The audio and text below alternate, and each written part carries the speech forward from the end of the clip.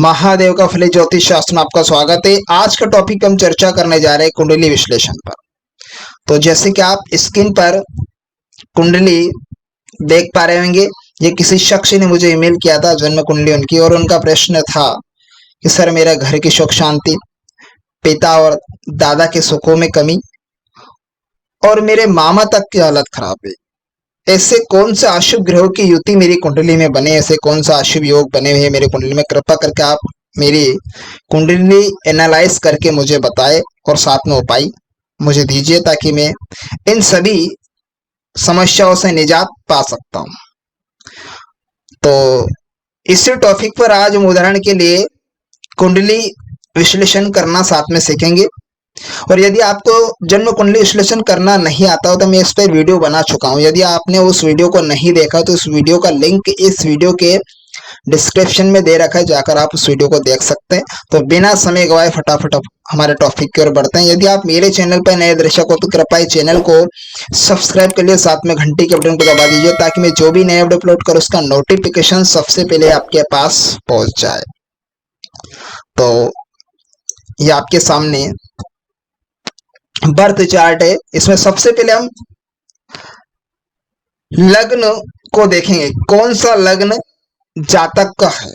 तो यहां पर हम देखेंगे कि जो ये जन्म कुंडली, इसमें लग्न है हमारा मीन लग्न। कौन सा लग्न है? मीन लग्न। और मीन लग्न की अधिपति बनते हमारे बृहस्पति देव। और बृहस्पति देव लग्न के अष्टम भाव में, लग्न से 8वें घर में, जो कि तुला राशि में विराजमान है, अष्टम भाव में, जो कि मीन राशि के अधिपति बनते हैं बृहस्पति, जो कि हमारा लग्न है मीन। तो जो बृहस्पति जो लग्न से अष्टम भाव में, जो कि 8वां घर मृत्यु का घर होता है, यहाँ पर 8वां घर क्या है? मृत्यु का घर। और इसमें क्या बृहस्पति बैठे हैं, जो कि इंसान को लंबी उम्र करता है, जातक की लंबी उम्र करेगा और धन की रक्षा करने में सक्षम रहे, क्योंकि धन भाव के कारक स्वामी भी क्या है? बृहस्पति देव है। धन भाव के कारक स्वामी भी बृहस्पति देव बनते हैं धन भाव के। तो यहाँ पर क्या करने का काम करेगा? धन की रक्षा करने का काम कर रहा। ठीक है, इंसान की लंबी आयु भी करता है साथ साथ में। लेकिन यहाँ पर क्या होता है? लग्न से ठीक सप्तम भाव में, पूर्ण दृष्टि से 7वें घर में, लग्न से 7वें घर में शनि मंगल की युति बनी है सप्तम भाव में। अर्थात जो 7वें घर में बैठे हुए हैं शनि मंगल, जो कि पिता और दादा के सुखों की कमी कर रहा है। मध्य में दादा और पिता के लिए अशुभ बना है। ठीक है, क्या बना है? अशुभ बने हैं। तो ऐसी कंडीशन में क्या है? लग्न से सप्तम भाव में 7वें घर में शनि मंगल की युति बनी है, जो कि अशुभ कंडीशन में बनी है। पिता और दादा के सुखों की कमी देखने को मिलेगी, अशुभ रहेगा। दूसरा योग जन्म कुंडली में, दूसरा योग क्या बना है कि जन्म कुंडली का दूसरा योग द्वादश भाव में, वे भाव में चंद्र सूर्य की युति, चंद्र सूर्य की युति, जो कि 12वें घर में वे भाव में है ना। तो जो कि कुंभ राशि में बैठे हुए हैं चंद्र और सूर्य देव के साथ में। लेकिन यहाँ पर चंद्र क्या होगा?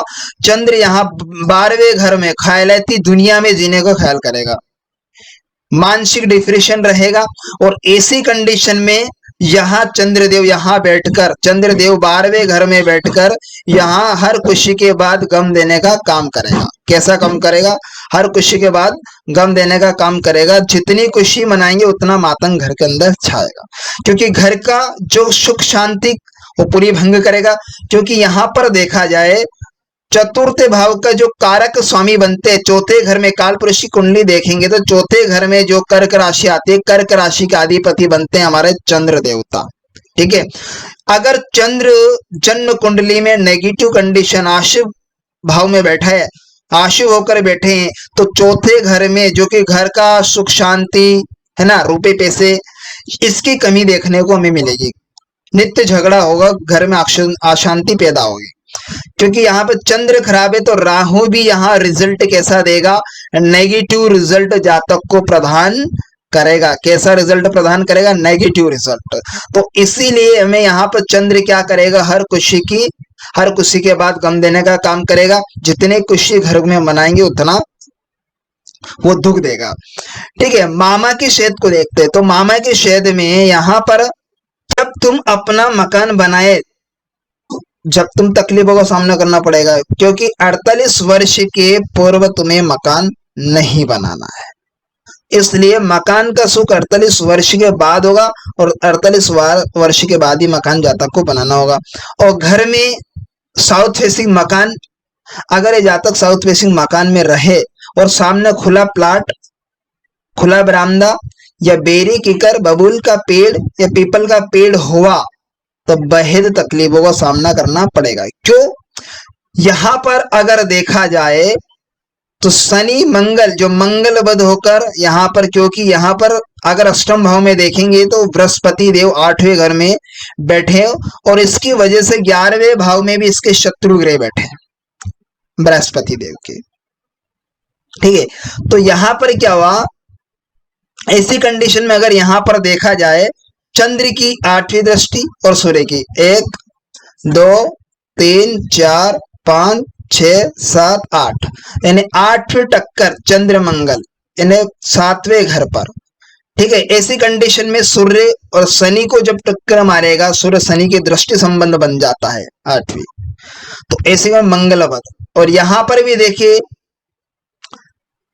क्योंकि 11वें घर में इसके शत्रु ग्रह बैठे और 8वें घर में बृहस्पति देव, तो यहाँ पर भी मंगल बद हुआ। तो मंगल बद की वजह से हमें क्या है, यहाँ पर नकली आर्टिफिशियल मंगल तो वैसे बन चुके हैं दृष्टि संबंध में। तो ऐसी कंडीशन जब जातक साउथ फेसिंग मकान में रहेगा और सामने खुला प्लाट रहेगा, खुला मैदान होगा, बेरी, कीकर, बबूल का पेड़ या नीम का पेड़ या पीपल का पेड़ हुआ, तकलीफ का सामना करना पड़ेगा।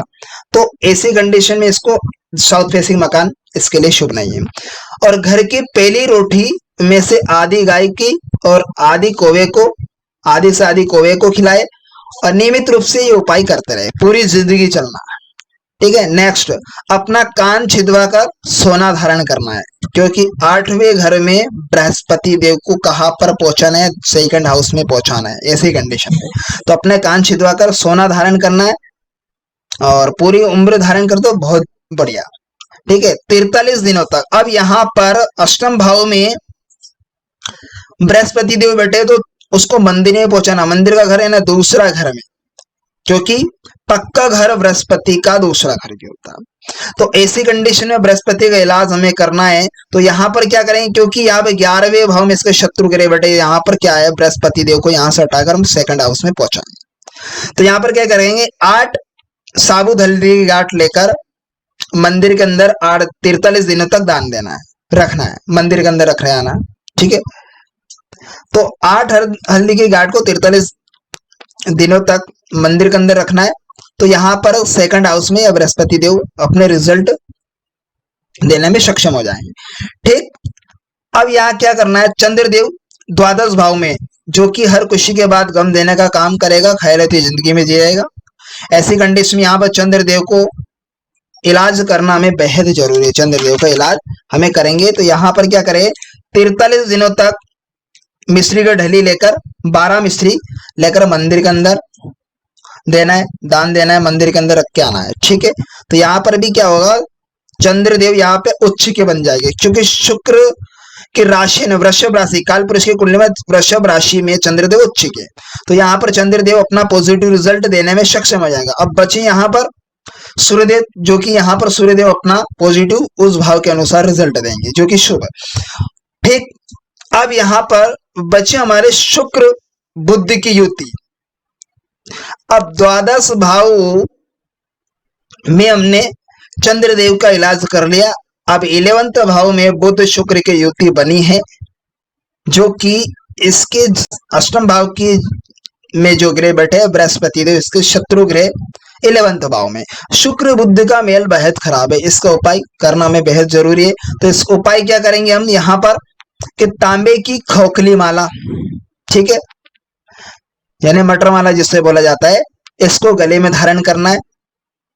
क्योंकि हमें क्या करना है, गले में धारण करवाना है। ठीक, खोखली माला तांबे की बनाकर इसको गले में धारण करवाना है, और संभव हो सके तो इस माला को दूध के साथ में धोकर धारण करे, या फिर लोहे को सप्ताह में एक बार लोहे की या चांदी की चेन गले में धारण करे, जिससे तुम्हारा कामकाज वो बढ़िया तरीके से चलने लग जाएगा।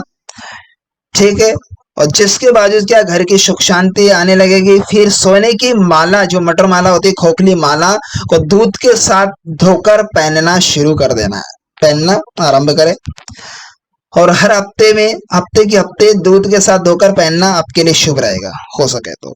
और अपने घर में एक कुत्ता पाले, जो कि यहाँ पर बृहस्पति का असिस्टेंट केतुदेव 10th हाउस में, ठीक है, जो कि आप पुत्र का सुख में कमी भी देखने को मिलेगी। तो इसलिए क्या करें, अपने घर में एक कुत्ता पाले ताकि हमें पॉजिटिव रिजल्ट मिले।